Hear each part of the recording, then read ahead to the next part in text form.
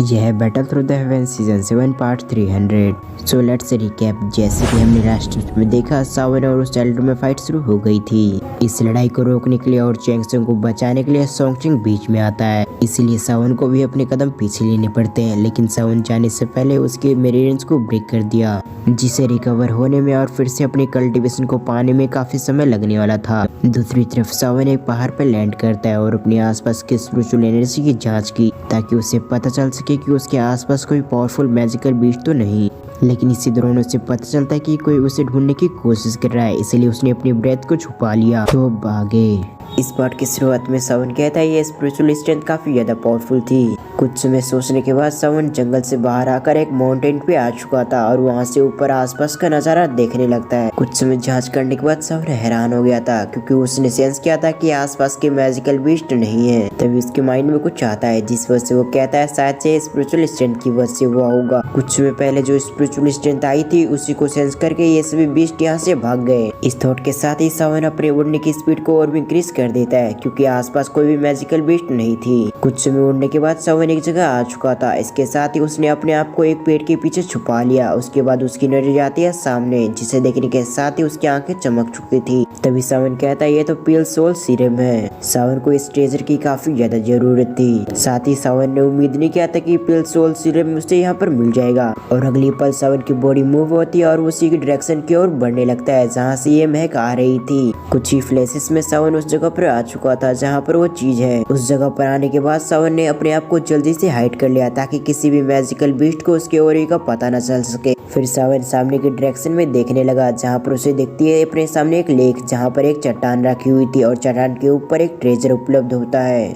साथ ही उस ट्रेजर के अंदर से एक अलग तरीके की एनर्जी रिलीज हो रही थी। सावन का मन कर रहा था कि वो जल्दी से जाकर इस ट्रेजर को ले ले, लेकिन वो ऐसा करता नहीं है। वो सही से आसपास देखता है। जब उसे दिखता है कि आसपास कोई भी बीस्ट नहीं है, तब भी सावन के मन में कुछ डाउट होते हैं। इसलिए सावन कहता है इतना रेयर ट्रेजर है और साथ ही यहाँ पर कोई बीस्ट भी नहीं है, जरूर यहाँ पर कुछ गड़बड़ है। सावन ने अब तक कई सारे खतरे देखे थे। उसे पता था कि यहाँ पर फ्री में कुछ भी नहीं मिलता। अगर तुम्हारे सामने कोई रेयर चीज रखी हुई है तो इसका ये मतलब नहीं होगा कि उसे प्रोटेक्ट करने के लिए कोई भी नहीं है। इसीलिए सावन को शक था। आसपास कोई भी नहीं था, लेकिन उसे ऐसा लग रहा था कि पानी के अंदर जरूर कोई बीस्ट है। इसीलिए सावन आसपास की चीजों को अच्छी तरह से देखता है, ताकि उस बीस्ट के बारे में उसे कुछ पता चल सके। थोड़ी देर अच्छी तरह से जांच करने के बाद सावन कहता है अगर मैं सही गैस कर रहा हूँ तो ये वही बीस्ट है जो कि पिल सोल सीरम को प्रोटेक्ट कर रहा है। इसका नाम है मिस्टीरियस वाटर टाइगर स्नेक। ये सब कहते हुए सावन प्लानिंग बनाने लगता है, क्योंकि अगर उसने इस बीस्ट के साथ फाइट की तो आसपास के मैजिकल बीस्ट यहाँ पर अट्रैक्ट हो सकते हैं। फिर सावन के लिए और भी मुश्किलें खड़ी हो सकती है। ये सब सोचते हुए सावन उस जगह से 200 मीटर पीछे आता है और अपने स्टोरिंग से एक पिल को निकालता है। इसके साथ ही वो अपने मन में कहता है इस ट्रेजर को मुझे यहाँ पर बर्बाद करना होगा, तभी मैं उस मैजिकल बीस्ट को अट्रैक्ट करके यहाँ पर लेके आ सकता हूँ, नहीं तो मैं बिल्कुल भी ऐसा नहीं कर सकता। इसका नाम था वाटर क्लाउड फ्रूट। इसके अंदर पहले से एक ऐसी लिक्विड मौजूद होती है जिसे पीने या फिर खाने के साथ ही कोई भी मैजिकल बीस्ट, यहाँ तक कि टियर 7 का भी मैजिकल बीस्ट नींद में जा सकता है। ये सब सोचते हुए सावन ने उस लेक से 200 मीटर दूर वाटर क्लाउड फ्रूट को लगा दिया था, ताकि उस मैजिकल बीस्ट को शक न हो। अगर सावन ने इस फ्रूट को उस मैजिकल बीस्ट के सामने रखा होता तो उसे शक हो सकता था कि आखिर ये फ्रूट यहाँ पर कैसे आ गया। इसीलिए सावन ने वाटर क्लाउड फ्रूट को उससे दूर लगा दिया था। कुछ घंटों तक इंतजार करने के बाद सावन को एहसास होता है कि वो मैजिकल बीस्ट बाहर निकल रहा है, जिस वजह से उसके चेहरे पे जोई आ चुकी थी। वो कहता है लगता है ये बीस्ट अपने आप को और भी रोक नहीं पा रहा है, इसलिए वो बहुत जल्दी बाहर आने वाला है। मेरी स्ट्रेंथ के हिसाब से मैं इसे संभाल सकता हूँ, बट ये बैटल की जगह सही नहीं है, इसलिए मुझे इस आइडिया का उपयोग करना पड़ा। दूसरी तरफ हम उसी लेक को देखते हैं जहाँ से एक मैजिकल बीस्ट निकलती है। वो आते के साथ ही आसपास देखती है। जब उसे यकीन हो जाता है कि आसपास कोई भी इंसान नहीं है, तो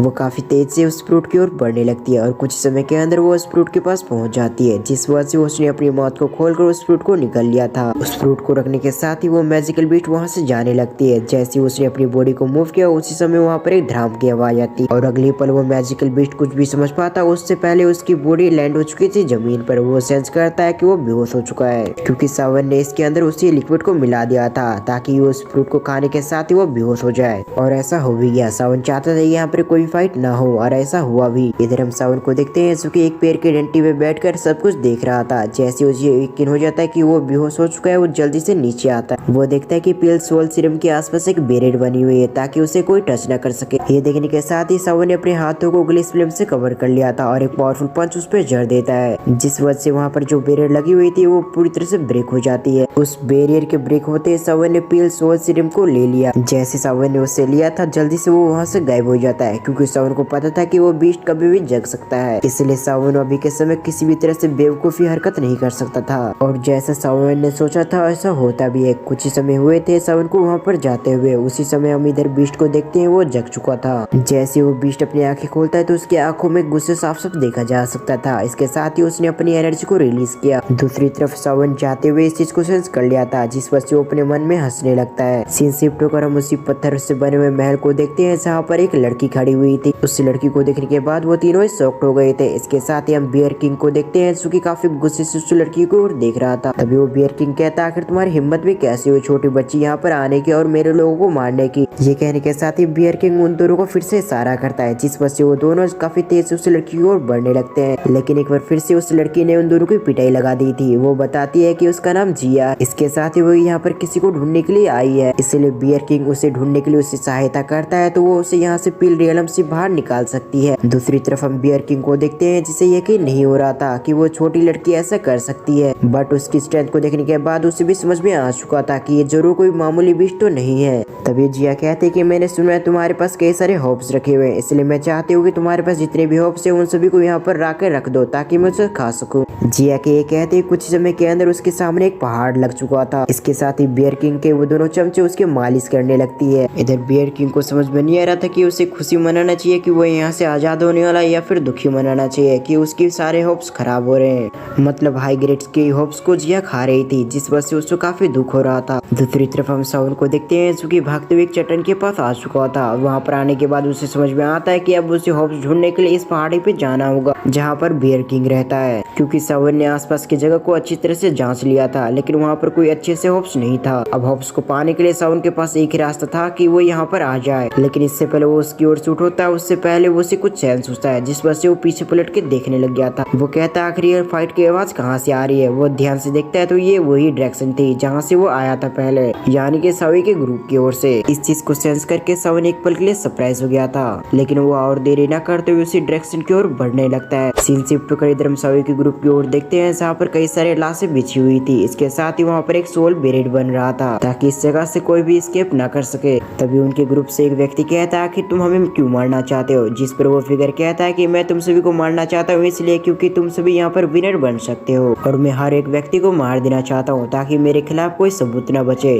कि आखिर किस व्यक्ति ने आखिर तुम सभी को मारा है, और इस तरीके से मैं आराम से पिल कंपटीशन को जीत सकता हूँ। जिस पर चोंगसिन कहता है कि अगर पिल टावर को किसी भी तरह से पता चल गया तो वो तुम्हें बिल्कुल भी नहीं छोड़ेगा। ये सुनने के साथ ही उसके सामने वाला ओल्ड मैन कहता है जब उसे पता चलेगा तब ना, क्योंकि मैं यहाँ पर किसी को भी जिंदा नहीं छोड़ूंगा। तब पिल टावर को मेरे बारे में कौन बताएगा कि आखिर मैंने तुम सभी को मार दिया है। और अब तक उस जगह पर सावन भी आ चुका था। सावन वहाँ पर आने के साथ एक जगह छुप जाता है। सावन चाहता था कि आखिर इनकी कैसी पावर है पहले ये देख लो, उसके बाद ही वो इस पे अटैक करेगा। और अब तक इस जगह पर उन्होंने सोल बैरियर भी लगा दिया था, जिस वजह से सावन के साथ साथ यहाँ पर कोई भी एस्केप नहीं कर सकता था। इसलिए सावन के पास भी आखिरी रास्ता है कि वो इससे फाइट करे और सोल बैरियर को ब्रेक करके यहाँ से निकले। लेकिन इसके लिए सावन को सामने वाले व्यक्ति से फाइट करना पड़ेगा, और फाइट करने से पहले सावन ये चाहता है कि वो इसकी पावर को जांच ले। इधर जैसे वो अपनी पावर को रिलीज करता है तो सावन को समझ में आता है ये एक इल्यूट डोजुंग है, जिस वजह से घबरा जाता है क्योंकि सावन के पास इतनी ताकत नहीं थी कि वो इलीट डोजुंग से फाइट कर सके। सावन जब इस चीज के बारे में सोच रहा था तो दूसरी तरफ हम उस ओल्ड मैन को देखते हैं जिसने भी सावन को सेंस कर लिया था, जिस वजह से वो कहता है लड़के तुम यहाँ पर आ चुके हो, ये तो और भी अच्छी बात है क्योंकि इसके बाद मैं तुम्हें ढूंढने के लिए जाने वाला था। ये कहने के साथ ही उस व्यक्ति ने अपनी पावर का इस्तेमाल करते हुए सावन को सभी के सामने लेके आ गया। दूसरी तरफ हम सावन को देखते हैं जो कि कुछ भी सोच समझ पाता उससे पहले वो सबके सामने आ चुका था। और इसी सीन के साथ हमारे ये पार्ट यहीं पर एंड होता है।